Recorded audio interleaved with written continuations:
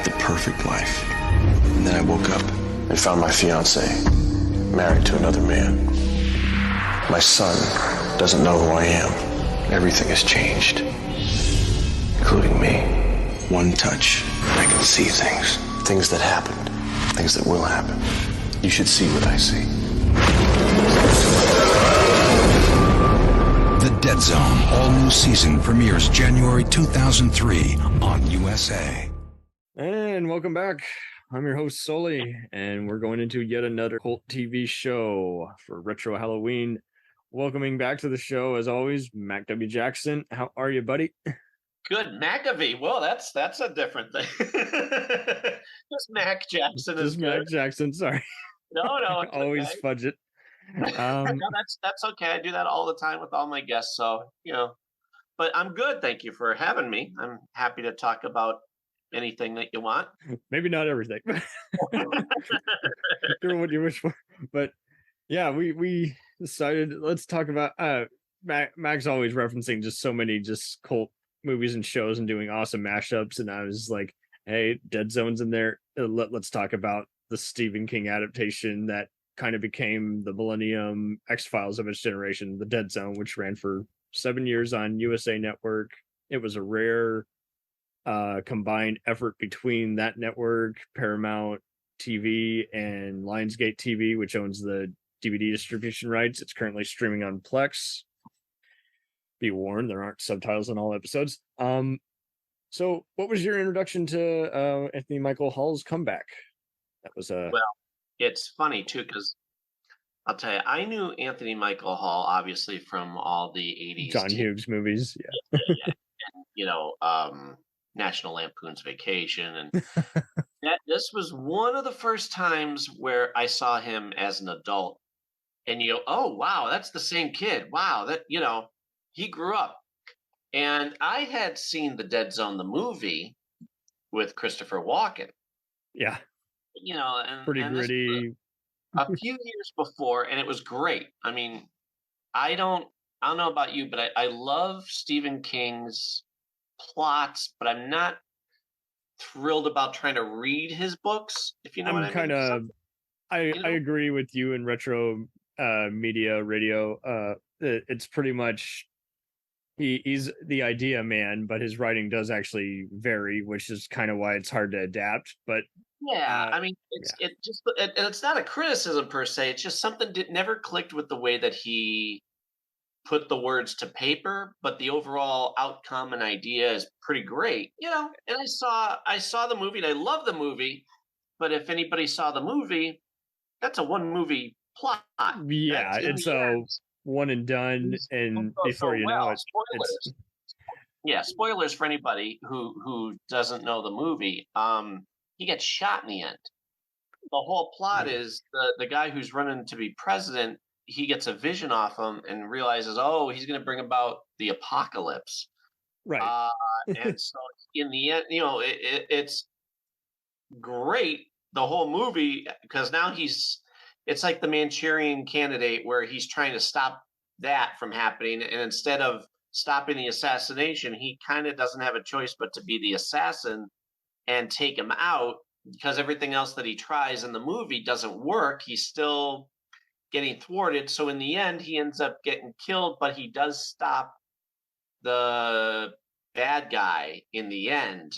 It's so true, because it's I call it the anti-blockbuster effect, because any other person would be kind of doing the fugitive Born Identity thing nowadays, where I'm running like a mad dog out of hell and everyone thinks I'm insane and I'm my only best friend and I got to do this secret mission. But like Manchurian Candidate, he has to play along with it, and because he just knows ultimately there's just no way out. This is the best way to. Yeah, and it's a sad ending, and I, being the optimist that I am, I always had a problem with that ending, because he's got a superpower. Let him be well, then here we go years later. USA, as I don't know if you remember when USA started, they made their fame and not fame. That's like Sister Channel, Sci-Fi Channel. They were basically the goofy movie channel. they weren't the channel to pay attention to until they were smart enough to bring MacGyver, Quantum Leap, Highlander repeats to their channel. So everybody went to that channel and went, okay, this is the fun channel. This is the, the cool channel to They're not watch. just playing cheesy movies after two. They're actually So then they decide, okay, well, we're going to start doing our own programming. And they had Pacific Blue, which are silk stockings. yeah, campy, Those were silly not, trash. Yeah. yeah. But around that time, the one legitimate good show was Dead Zone. They licensed that, and boy, that was when you went, okay, now you guys aren't going for the sleaze. You're going for a great concept. Same thing like I always said about Stargate. Stargate's movie, all right, it feels like it's a pilot to a TV show. Well, same thing with Dead Zone. If you take out the fact that they kill him in the end, and they found a heck of a star with Michael Anthony Hall, who amazing with it right from the get-go. Because what they did in the beginning was they let him kind of become the character. When he do the flashbacks, so he's standing there and getting the flashes, he's mouthing the words from who he's getting the vibe from. He's doing amazing acting.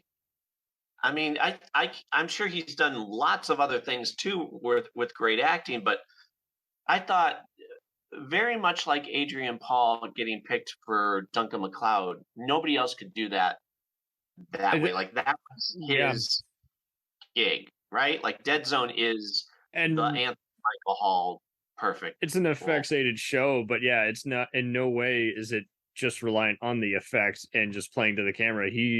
I think he's done so many wacky comedies, and I know he wasn't proud of like the lesser season of Saturday Night Live he was on, but he's always looking for something that was just quirky and kind of fun. And this was like the ultimate, like you say, passion project for him. So yeah, I came into this late. I was always seeing ads for it, especially when it was like first coming out, and I would always see parts of it because it was often on after one of the USA's other big shows like Monk or Psych, and I was like, oh, okay, so this is part of their new characters welcome thing where they're trying to make something I very watch in the beginning when it came out. I remember just like you would see all the commercials, and then they do that great. And I wish they did a crossover. They did great commercial crossovers with Monk and Psych. Yeah, they would do funny commercials. Those are my favorite. I mean, you're like, oh, can you imagine putting those three together? Well, USA, why didn't you do it? It was a missed opportunity. Truth be told, even if they had done it, I mean, they could have done it because, I mean, both that and Psych were filmed in Vancouver, and much like Stargate and X-Files, you see a lot of the same Canadian actor talents and same locations too. And I applaud, and I mean, it didn't take long. I saw a lot of viewers and critics comparing this to X-Files, but one site, I think it was Horror News, compared this to Millennium. I don't know if you ever saw that with Lance Henriksen's the psychic FBI agent. And I was like, that's a good contrast. This is less serious than that, but this is still intriguing in that, yeah, it is like he has all the visions, and they'll often play it 3 different times, and sometimes all the visions are incorrect. There's still a deadly outcome, and that deters him because he's like, well, I don't know what I would have done any differently with these predictions and these visions. Yeah. Well, in the beginning, I mean, they had to do basically the plot of the movie as far as his accident, him being in a coma for 8 years, stopping the crooked politician. And oh no, that comes later. That originally in the original season or so, or at least in the beginning, it was all about him, getting waking up, and then realizing, oh wow, I have a son that doesn't even know I exist. Oh, and by the way, the kid is a little brat to him. He like doesn't want anything to do with him because the kid doesn't know that it's his real father. In all fairness, I was just glad that they didn't focus on it too much. It's just like he's like, he'll know soon enough. I'll take my patience with him. But kudos to the main writing staff. Yeah, so the developer of this was Michael Piller, main creative consultant on all the Star Trek, Post Next Gen, Deep Space Nine shows, and his son Sean. Michael unfortunately passed away around, I want to say, I think 05 from a stroke, I believe. But unfortunately, the show was canceled after 7 years. Well, you know what? And I'll tell you something. I had just gotten into the show. I had just gotten because now in the last year, I went back because I got all the episodes on DVD. So I started watching them right from the beginning, and then my wife and I'd be watching them, and then I had my son because I explained the premise. And wow, isn't this cool? And isn't this because it is. It's like a superpower. Well, he got into it, and then all of a sudden, Nice. I remember it ending. And again, since then, I finished it. We never got a conclusion, which No. USA, whoever, it's okay. If you want to cancel it after 7 years, that's fine. I'm not going to be greedy, but you do deserve to give the audience a wrap up. You don't leave things dangling, and that's exactly what they did. Yeah, and it's a shame because like they kind of tried to like paint like soften it, like give an idea that there's something out there, but we're good for now. I'm like, yeah, but you've set And you so want much him and up. the girl to get together too. You want them to get back with his estranged ex-wife. You The want whole him to point of it, you're asking for it. They, her you want husband him and to I bring think down the VP. You want him to bring down all sorts of exactly. things. And So instead, it's just like, no, you're never going to know how it ends, and that was horrible. I actually about a year ago, maybe two, I had said to Anthony Michael Hall because he posts pictures on his Instagram and everything. oh, nice. And he posted something from Dead Zone, and I said it always bothered me the way we never got a last episode. He goes, "Yeah." He wrote back too because he's good about that. He wrote back. He goes, first of all, he was thrilled that I was enjoying it so much with my son, and he goes, "Yeah, that kind of bothered me too. They kind of stuck it to us in the end." Man, and that's cool though that he's actually interacting because you can tell there's so many profiles, and I don't blame any of them for this. That they're either got delayed responses, they'll respond a week later, or they just can't. They'll reply to the first two, and then they're off the rest of the Yeah. day. And it's like, oh, I wish you'd just say, posting at this time because you do want to interact, and at the same time, people are busy. But yeah, that's cool that he actually interacted with you and just kind of gave you an idea that everyone was kind of shocked. Well, if I post to anybody, celebrity or not, I try to make sure it's worth posting, not just hi, Yeah. pay attention to me, look Oh at my me. goodness, you're so beautiful. I don't Yeah. have something. If I don't have something intelligent to say, I Yeah. don't bother. So that's why I think I get a nice response from a lot of people that I post to because they're like, "Oh, this is something new," and it's not just a "I think you're great" kind of thing. Yeah, and it can be, for those listening out there, it can be hard sometimes because sometimes you want to ask them a specific question, and sometimes you'll see fans getting all angry. Why don't you remember that episode? I'm like, guys, it was 20 years ago. Why would Yeah, they? yeah, They're yeah. not And going by to the know way, every episode name. They're not involved in that process. and I don't know if I've ever told you, a lot of times the actors that from all these series haven't seen their episode yet No, it's because too they're close to busy. them. They've lived it. Well, no, not even that. They're too busy working. But That's true. Yeah. Michael Shanks had told me, he goes, "Oh yeah, is that what happened?" Okay, because I never got to see them yet because by the time you see episode 6 from season 5, I'm at the end of that season filming it. And then by the time they get home at night, it's just you have enough time to fall asleep, wake up, and go back into the studio. Right. Often you're Years seeing the later, they can dailies, but yeah, you're not. you know. But yeah, I mean that show once they got into the whole crooked politician with Sean Patrick Flannery, who I love from Young Indiana Jones. Yep. Mr. Um, Boondock Saint. yeah, He's, that, but yeah, but he evil Indy. he was great. I mean, he's another great actor, and he was such a slime ball in that role. That, And if especially when he's having those visions of his own, where he's thinking, maybe I should kill this other politician, maybe I should do this, maybe I should make this look like an accident. And so then it's even wilder when something bad happens to the person he's scheming with. He's like, whoa, I didn't do that. I was thinking it. And Gary Chalk, who I know, he's been on my podcast and has Another Stargate guy, yeah. We do video chats like this, which is great. Like just shooting the bull. He called me up a few months ago. He wanted to talk about something with music. He's like, "Hey, listen, do you have here's a song. Next thing you know, I'm playing guitar with Gary Chalk at 9:30 at night." Because now now we're just musicians. Now we're not on the clock or recording. It's just two guys having fun. My. Yeah, and it's surreal because when I got done, I'm like, wow, that's the guy who I see in everything, Every Canadian LA production. Yeah, and Russian guitar songs together. But with him on there, he played a great part too because he was Sean Patrick Flannery's father on that. That was pretty unexpected. Yeah, I like you. I was so used to seeing him be the Russian diplomat guy on Stargate, and then here he is. And then there's all these other actors being like these operatives they're like, you, sir, are going to be the face of this campaign and do this and that.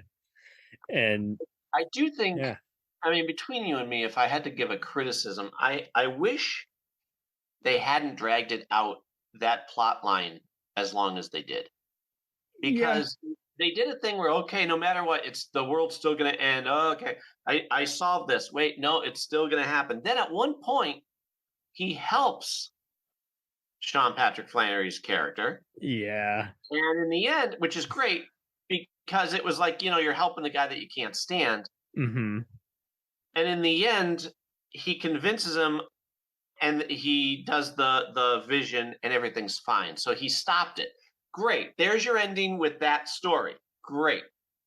Well, then, for whatever reason, in the last season, they bring it back again. Like, okay, he wasn't the main guy. It's part of a evil corporation. The twist could have happened a season earlier because, like you say, I mean, in the last season, you're already reacting so much to him helping. Our main character, Johnny Smith, is helping out his sheriff best friend, who, of course, is married to his ex-fiance. She had to move on post car crash and thinking he was dead, or actually no, she thought he was paralyzed, right? Basically, you're not getting out of this coma is what, right?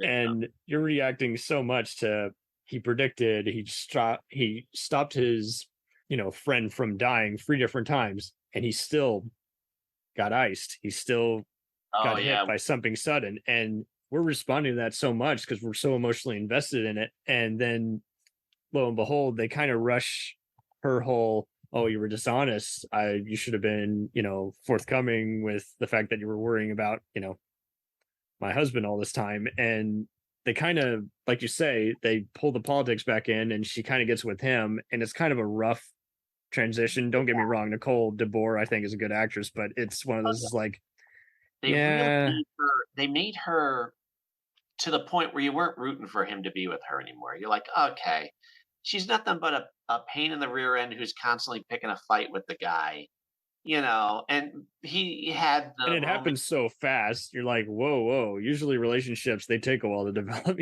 Why is she all of a sudden with him? What did he offer her?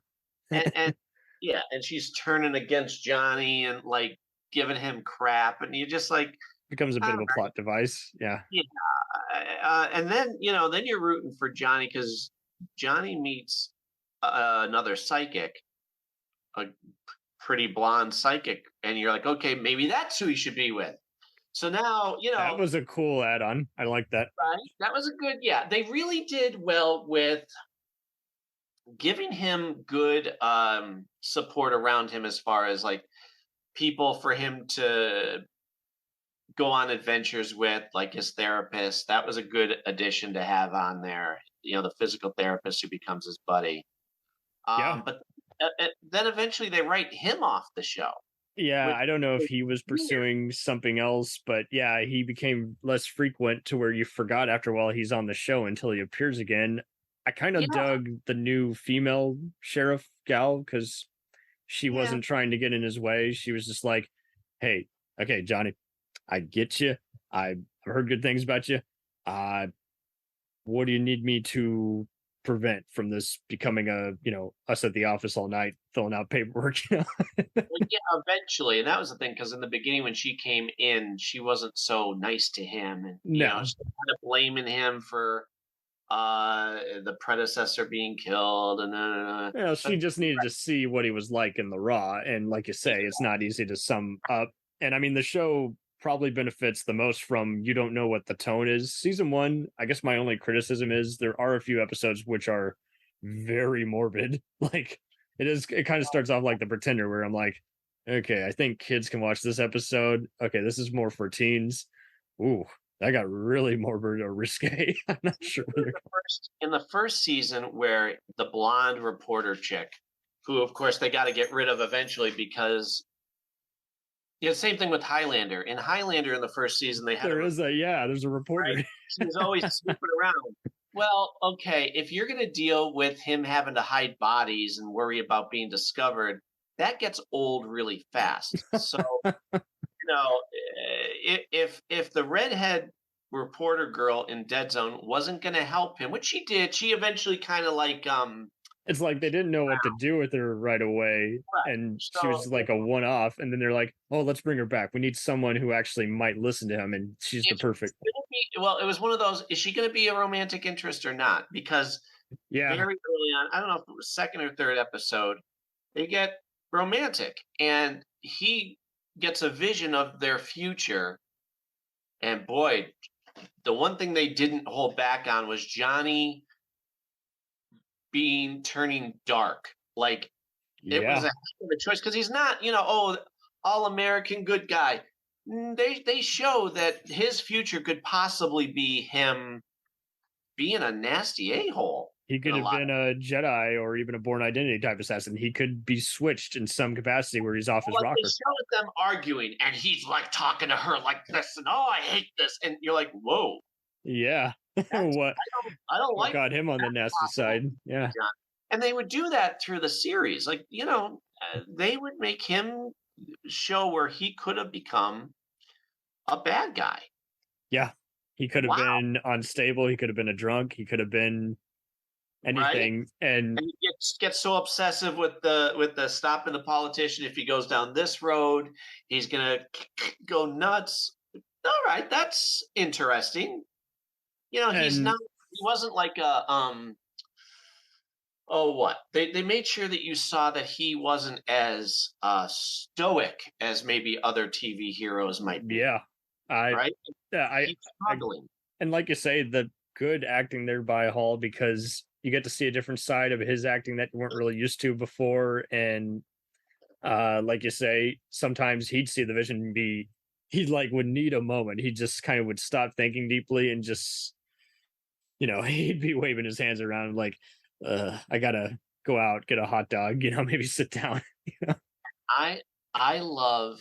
I don't know about you, but I always love the. This happens a lot. If you have a good character, what they wear becomes iconic to them.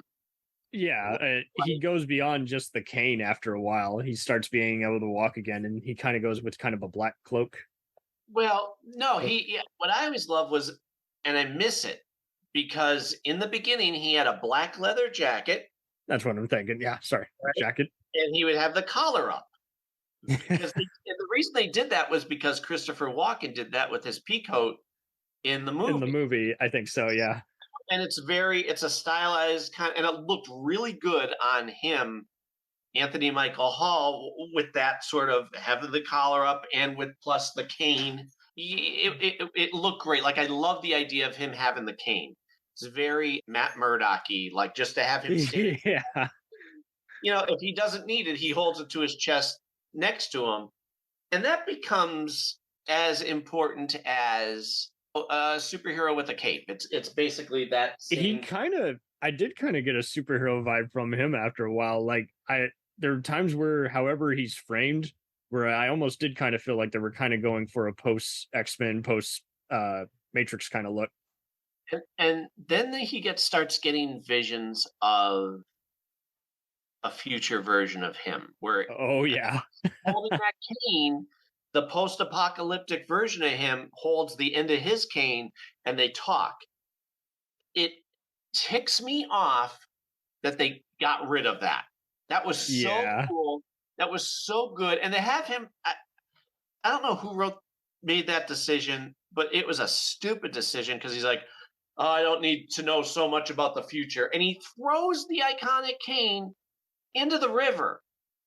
So that's the end of the cane. It was like somebody went, you know what? Let's mix things up a bit with how he looks and how he, he doesn't need that cane anymore.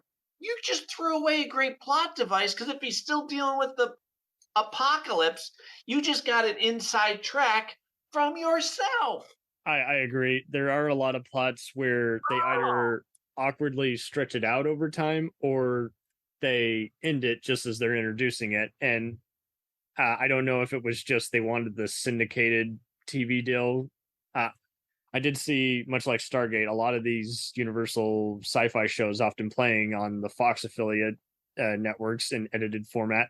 And much like even Stargate, ironically, each time so people forget when this first came out, they didn't have the DVD box sets out. They had the first two episodes edited together as a movie, and I couldn't get it because it was rated R. And I was like, really? And I see, what's it rated R for? A sexual reference. I'm like, literally, that's going to go over everyone's head. That's not rated R. I have heard so much worse. This was on cable TV, for God's sakes. It's fine. And like you say, there are a lot of dark timelines. I mean, I got even more confused when I think it was like season 4.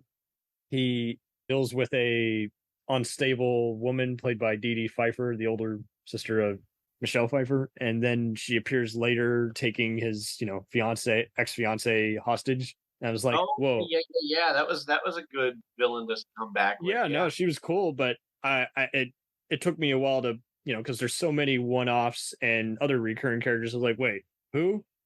Oh, from season ago. Why did it stretch it out?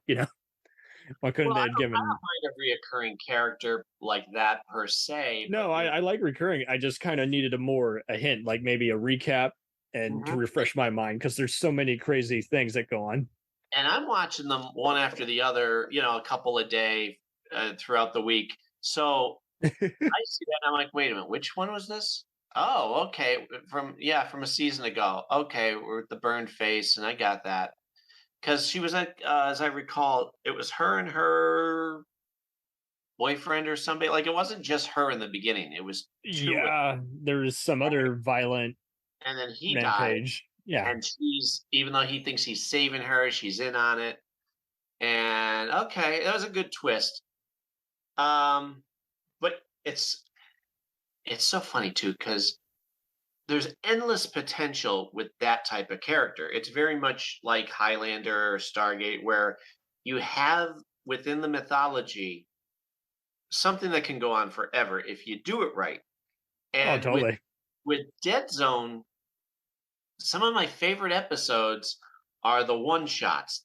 He's happens to bump into somebody. He sees what's going to happen, and then he runs to help them. But by touching them again, he sees something else. Like there's one in particular where I don't know if it's first or second season, but the way it ends up is it's a chain of events. This guy gets sunlight in his eyes, which makes him go off the road on his bike and bump into this person. Oh, yeah. that was intense. The courtyard kind of a thing. Yeah. And that's where you get great episodes, because the audience doesn't go, oh, all he has to do is make sure they step over there and it's over. It's a mystery that he's trying to unravel. And every time or it's one of those where, okay, I know what to do. If I stop, I'm going to grab them. Oh, wait a minute. In this bank robbery. The bank robbery was intense. All the hostage scenario ones or disaster moments are pretty good because if I do this, they go beyond it. I save that person. However, he gets killed. Or if I do it this way, I get killed. And you're like, wow, you're running out of time. And you're running out of options. That you have to do. Those are the best episodes. And because he comes so wrapped up, you don't have time to predict how the thing will end, because sometimes he doesn't have time to touch anyone or do a vision. Or yeah, they keep it moving. Like, that's the thing. If they keep it yes, and they keep it exciting, whereas there's other episodes where he might get a vision once, and then the rest of it you feel it's dragged out the whole episode. You're like, all right, he should, he yeah. should have had a curveball thrown at him as There opposed was to one where he was like trying to get everyone out of like a sewer or factory in like season 1, and I don't know what it was, but the music just was a little repetitive. And there was another one where he met then unknown actor Adam Beach in one. He was helping a guy at a Native American reservation. And again, both cool episodes, cool ideas, but just like you say, just stretched it out a bit. I'm like, okay, but that last 20 minutes was kind of where it really kicked into gear. I don't know what happened there. Is it the one you're thinking about? The one where he's in the cave and he gets yeah, sorry. he Yeah. falls down a mountain. He like either breaks his leg or gets some sort of yeah. injury, and then he's laying. Yeah, I mean the premise is fantastic, and of course It's Walt. like it slowed down because he's slowed down. I'm like, no, bad idea. We got to do a montage here showing what he does to get up back to land. I remember Walt is the sheriff. I remember his name now, Walt. Walt, yeah. So okay, that's great. But you don't need to spend so much time on Walt scratching his head, looking around, going, "Okay, guys, let's try over here." No, all right, well, especially guys, when Walt's figuring it out. That's like, yeah. Let's focus on Johnny. And then you're right, Johnny's getting the visions of the American Indian from 100 years ago. Okay, potentially great, but you're right. That's a great idea, but it felt like there needs to be another oomph to it. Yeah, like let's understand that he can touch things and get visions. If you have to use it as filler, use it, but gotta keep things going. Otherwise, it's just him laying around complaining about having a broken leg in a cave. Right. And oh, by the way, if you don't get out of this, you're gonna freeze tonight. yeah. Like, if you don't get found, you're gonna freeze to death in this cave. Then crawl out of the cave and start yelling. That was the other thing too. I would watch some of these episodes and be yelling at the screen or saying to my son, "Why isn't he doing XYZ?" Like, it's a very obvious when he knows how to do this and that. And yeah, it's like they didn't know how to get it to 40 minutes. And I think really what's inconsistent is some seasons are like 15 plus episodes and some are 10, and I don't know if they just got an awkward episode order and had to meet the quota. And because but again, if you have a decent enough bunch of writers, I could write those in my sleep, because the premise is so fun and so good and open to so much. Him getting a vision now opens up a completely new avenue that he can deal with. Yeah, it really only does it here and there, and like you say, the highlights are the ones where he's helping just where they really up the stakes a lot. I was really emotionally invested in the one where he's having to save the shock jock radio DJ. Sure. And the guy's a jerk. Even when you kind of get an idea of how he's going to stop the man from jumping to his death by touching him, he's still they get you again so yanked into it to where it takes a moment to where you're like, okay, that's probably not the final vision or final outcome, but you get so invested in it because you can see something like that happening in real life. And you and I talked before, ironically, about the airplane episode, who done it, on the plane. Yeah, that's right. Yeah, that was a great one. Yeah. And who caused the disaster. And it was, this was post 9/11. They didn't do it in a morbid kind of way. It was more just kind of the MacGuffin is something's here on the plane and we got to stop it. But then there are other later moments in like seasons where I'm like, I think this episode started out okay, and then it kind of just became kind of a montage of him doing things, and it wasn't really. It got a little staticky. Like I kind of dug the idea of the NASA episode, but I didn't think the effects were all that great in it. Sure, but the effects aren't as important as no. If the story is moving forward a lot, great. And like I said, there just be even in a great episode, there might be a couple moments you're like, boy, this could have gotten taken out, or like I said, I'm watching it going, well, they should have done this, or they should have had this, where I'm filling in the blank, which would have been much more not Deep. only exciting, but duh, like why would it's when they dumb him down is what ticks me off. Like they make it, I don't know, step outside your door and everything gets solved. Like let's not play.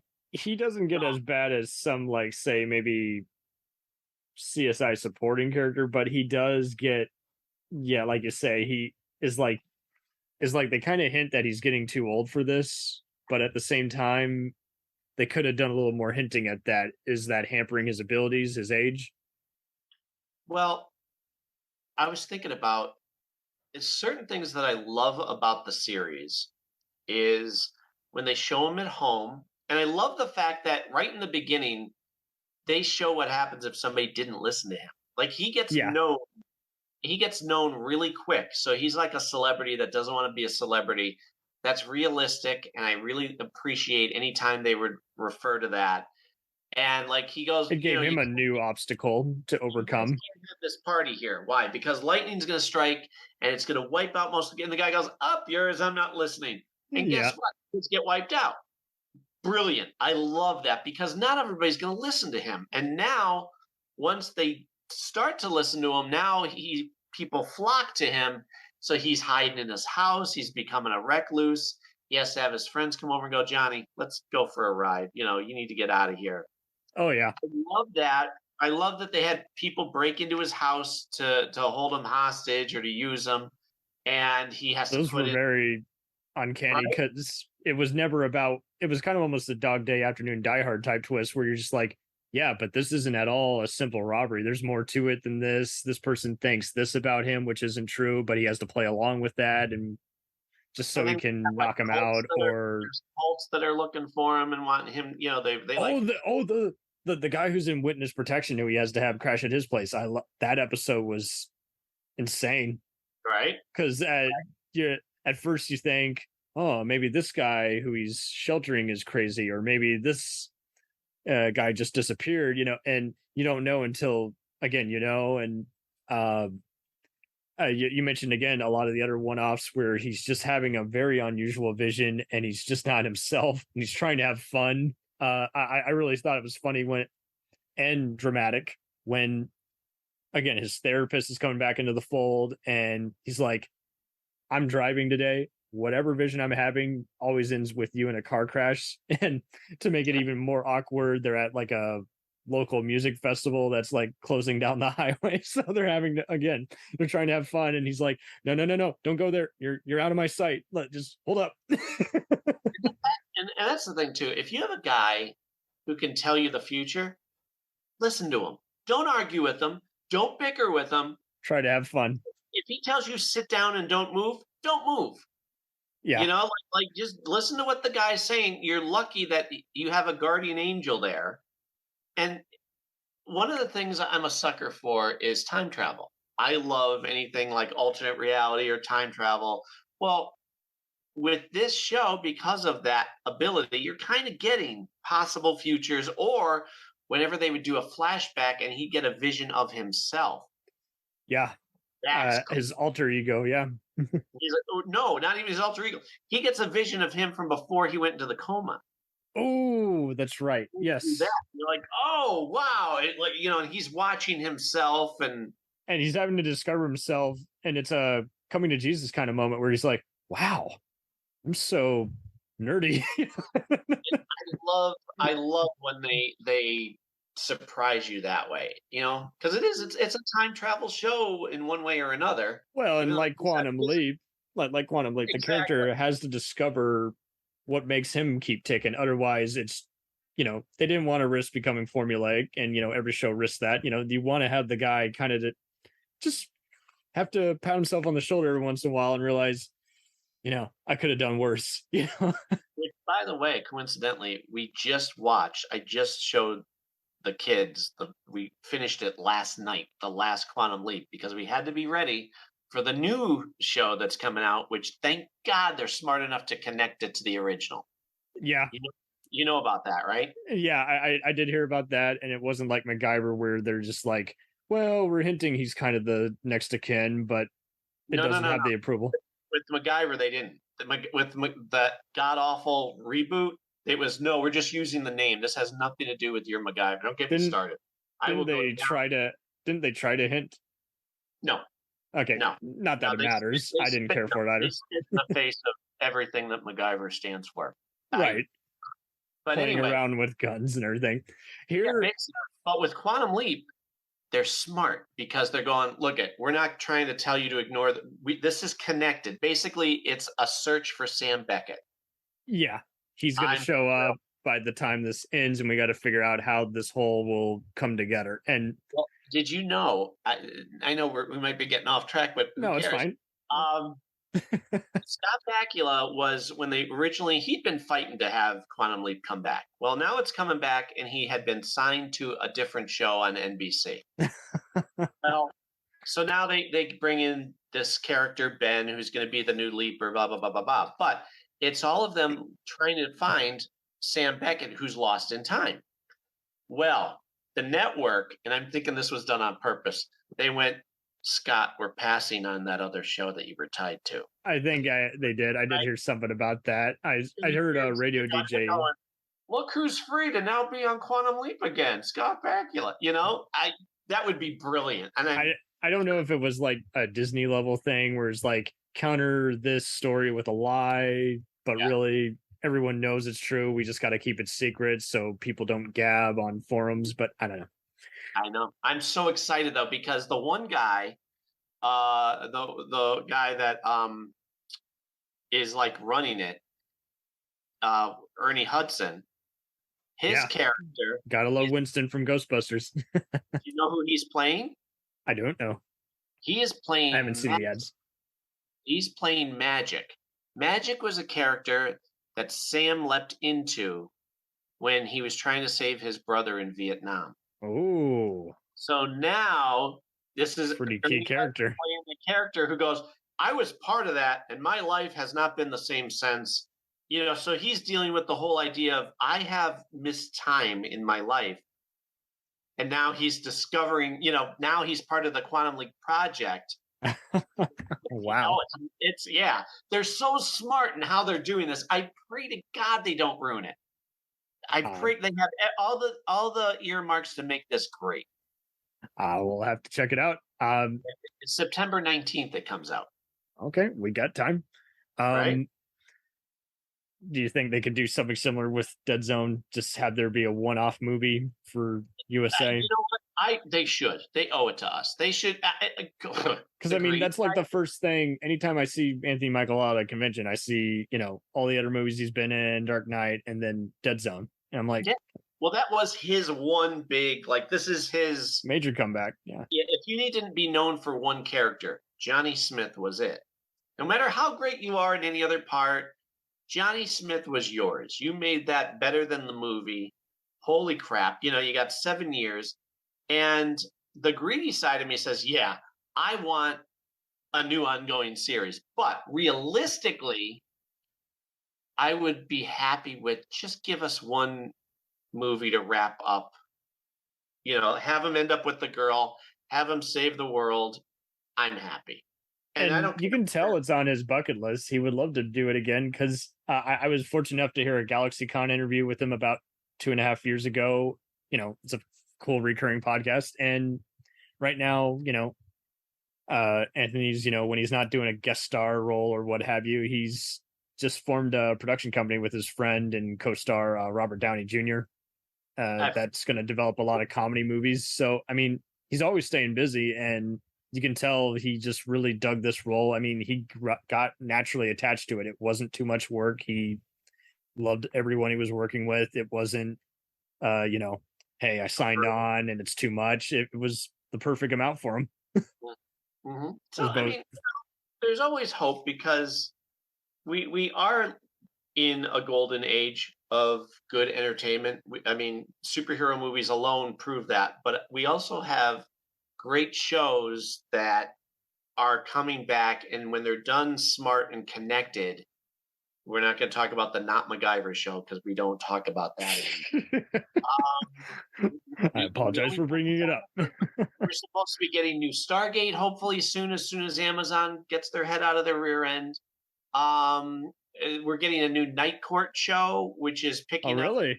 Yeah, with Dan, and it's Harry's daughter who's now the judge. Oh, I wish the best for that. No. So all these shows, when you bring back a show, and I think this generation of TV makers are because they're our age, they're us. They realize that you cannot reinvent the wheel and go. You can't reboot it. Forget about. We're just going to slap on the name and it's going to be our own thing. No. Yeah. If you don't connect it to the source material, don't bother to do it at all. Well, now we're starting to get these great continued shows. So yeah, it's one thing if it's a movie rehash, but yeah, if it's a TV show comeback, people just want, the old crew back, as many of them as you can get back. Yeah, very seldom do you see a show that you can't go back to. Some of these shows, they tied everything up and it would feel forced if it didn't, but there's not that many. Most of them are so open-ended where you're like, give us more. At any point in the future, I understand the series ended, but if ever you could bring it back, please do. We got more Mad About You episodes right before the pandemic. Excellent. It's like nothing. They didn't miss a beat. They didn't even bother to call it like season 1. It was season, 8 or whatever. Yeah. Will and Grace came back. There's plenty of other shows that came back. X-Files came back because I think that's what they're doing with Quantum Leap too. From the way people are referencing it online, they're calling it season 6. Well, there you go. So that's smart. And like you say, even when they try to wrap some of these beloved movies and shows up with tie-in comic books and novels, it's still not enough because, again, the live action interaction and just seeing just and it doesn't how it's all put together. You're absolutely right. You have to see them do it. You can't read about it. You can't see it drawn. There's facial expressions, movement that has to happen where now this feels legitimate. You got the people in charge and the actors to all say, no, this is real. This. Otherwise, hey, we could look at the great Star Wars novels and comics that came out. Oh yeah, expanded universe. 30 years ago, which we loved because it showed Luke, Han, and Leia having more adventures. And then Disney goes, you know what? We're not paying attention to those. We're going to butcher it from here on out where they weren't together. And they ruined it. Give us something good and give us something that counts. Well, and like you say, don't be divisive, don't be trivial causing, like you, I like some of these new Star Trek shows and everyone seems to be like, either accept or reject right away. And they don't seem to realize they're doing the same formulas that all the tracks do, regardless of the visuals or casting in the past. If they had said, like the Not MacGyver show, we want you to have this be your MacGyver. Well, with Star Trek, they never said ignore the past. It's like, no, this is we're all part of the same, universe or multiverse or whatever. And I don't know if we talked about it.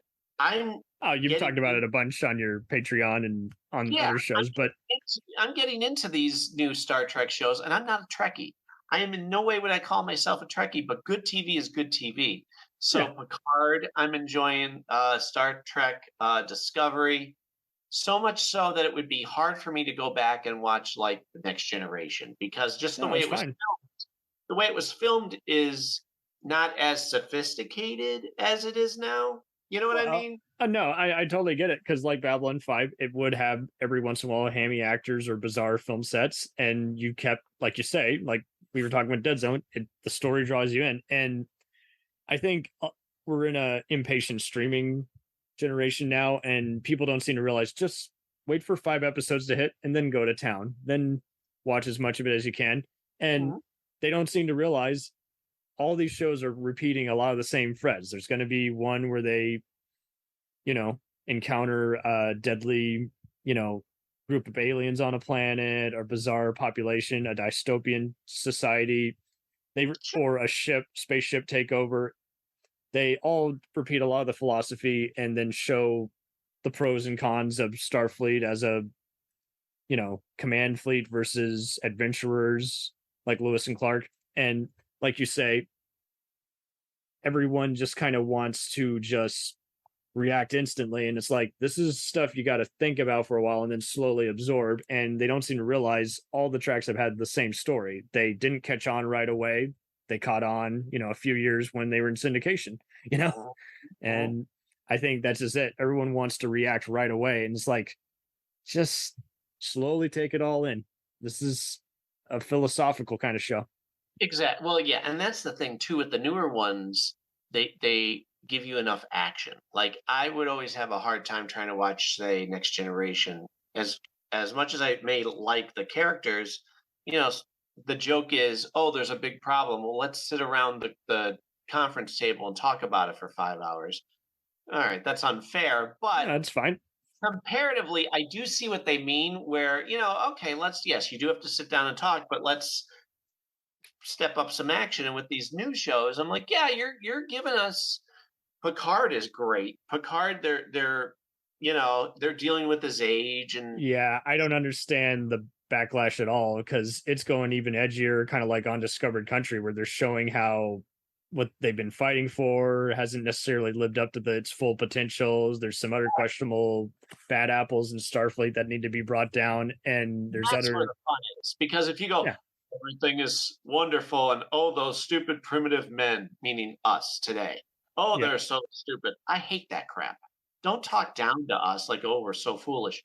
Let's make us connect and make us root for you as opposed to Let's be that. constructive and Yeah. show what we can do better. Well, other with these than new shows, they're going, no. That oh so wonderful Federation messed up. Yeah. Good. Let's good. There's your story. That's nice. That's there was a scientist who was fired. Let's bring her in because she knows the answer to what's going on right now. And I think that's the other issue too. I mean, I went through all the first 5 shows again, just some episodes still love, some episodes grew up not liking, still don't care for. And then there was some I actually ended up liking better because again, time is a big essence with something like that. And same thing with Twilight Zone. You grow up watching certain episodes, you're like, no, that episode just always irked me. Predictable. Some of them you're like, yeah, all right, the twist wasn't great at the end. Others, even though you know it's coming, you're still like, I don't care. This is written so beautifully. The dialogue. So well staged, good set design, good, perfect casting. Yeah. We all have our favorites, and there are favorites because of even with Twilight Zone, the dialogue between characters, you're like, ooh, this is smart. You could This feel is like spicy. this is a smart conversation where there's nothing wasted, and you This is a feel stage play yeah, that exactly. is filmed. Yeah. Very good. Oh, speaking of Dead Zone, I don't know if I told you or if you knew. I don't know if you've heard it, but I have my audio series, MacGyver SG1 audio series, Yes. where it's the continued adventures of MacGyver and Jack O'Neill, finding out they're brothers. I was able to fit in Johnny Smith in an episode. Yes. I saw the promo. I don't know if I got that episode, but I definitely saw a bunch of other ones where you were working in some other fun. Right? If characters. I don't want to shoehorn them in, but if the situation warrants it and it makes sense, I'll put in. I'm not opposed to doing that. And Johnny Smith was one of those that I thought, oh, first of all, I want to give him maybe a proper conclusion, maybe say some stuff, so that way anybody who liked Dead Zone would listen to this and go, I like that. Okay, that's good. I could see where he's at right now. That was a missed opportunity because Alliance Atlantis and USA, both owned both Stargate and Dead Zone rights. They could have brought Johnny Smith in briefly, and that would have been a funny moment as like predicting what's happening with these aliens. He's like, "Well, your guess is as good as mine, but all I know is something bad's going to happen." Remember, in Dead Zone, there is an episode where he gets taken in by the military, and they bring him to like a secret place to say, sit with all these other psychics. I forgot about that. There was that as well as the 12 Angry Men type tribute episode. But yeah, I use that as a jump off point in my thing as they reference it. Like, no, he's already known to the government. Yeah, You know, we're using him. Jack. Basically, I'll give you just a little tease. MacGyver's missing, and Jack doesn't know where he is. Well, MacGyver's son, Sean or Sam, tells him, listen, I interviewed a guy up in Maine who, is said to be a psychic. And Jack scoffs. He's not going to, yeah, okay, sure. I don't believe in that crap. Well, long story short, he has to go see him because he's desperate. So that's the premise of the episode when you get to it. And anybody who's interested in finding out what happened to Johnny, I tried to give that answer. Well, and plus you got some other fun stuff in there where they're stopping some unusual terrorists, and they also got Tilk and Jackson kind of interacting with MacGyver, so that's a lot of fun. Oh yeah. Well, the whole idea of the premise of the series is, on one hand, we're getting more adventures of MacGyver. Two Richard Deans are better than one. Exactly. We're getting more adventures of Stargate SG-1, but as I'm watching SG-1, as I do with most things, I think, all right, how would this work? Does this blend with MacGyver? Yes, it does. But wait a minute, how would I do that? Well, now you're right. You get to see, how's MacGyver going to deal with Teal'c? How's MacGyver going to deal with Daniel? He's not going to talk the same as O'Neill, even though they're both. No, and that's where the fun comes in, because a lot of things they agree with, but the things that they don't agree on, that's where you get the conflict. Jack is very much quick to go to a gun, where if MacGyver's standing next to him, he's going to go, put that away. Yeah, he's going to observe the whole thing and say, no, let's not escalate. You don't need to kick this door down. I can pick the lock, basically. Yeah. And the door will still be salvageable. You won't have to hire a repair crew. But, and it's not always a one side is right, one side is wrong kind of thing. It's a philosophical difference. Sometimes Jack is right to be a little more cautious holding his gun. You have to, if people listen to the audio series, you'll see what I mean. They don't make it all one-sided. Please check it out, everyone. MacGyver SG-1 podcast, fun plug. Thank you ever so much for being on here, Mac. It's been fun just diving into this show because, again, it's pretty well liked, and yet I don't see as many talk about it, much like some other shows. Like, I had trouble even finding certain plot synopsis. It's like, I know a lot of people have seen this show. What's going on here? Yeah, and Dead Zone, like you said, and maybe it's not talked about as much as it should be, but boy, when you get the people who know it, we all love it. Who doesn't love a little bit of uncanny adventure, Exactly. Well, thank you ever so much for being on here. Anything else you want to promote before we go? Just if anybody would please check out my podcast audio series hub. It's called the Forever Adventure Network. If you go there, you're going to have the MacGyver podcast, the Never Gets Old podcast, the MacGyver SG-1 audio series. You want to see any of his interviews with great comic book writers? Anybody. I got actors, writers, musicians. It's basically, it's the hub for, well, it's called the Forever Adventure Network because no matter what you're into, you're in for an adventure. Correct. Do you have any upcoming music or tours coming up? Yeah, well, now that the pandemic's over, I assume that the music is going to get going again. I was just interviewed on the Monkey Mania radio station. It's a 24/7 radio station that plays the music of the Monkees, their solo stuff. I'm glad you got that in-depth interview.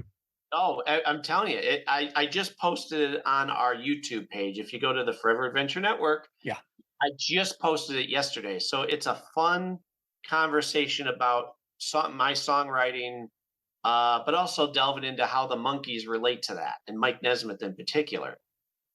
So that's up. Very nice. Yeah. Thank you all. So check out Mac Jackson's numerous projects and check out this damn show. Come on. It's so much fun. It's an easy addiction. It was an addiction before we were binge watching. You'll get into it right away, dated or not.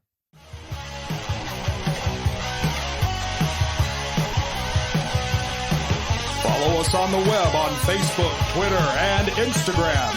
The podcast is available on Podbean, Spotify, iHeartRadio, Anchor, Apple, and anywhere else podcasts are available. Feel free to review our show and leave comments on any of those sites.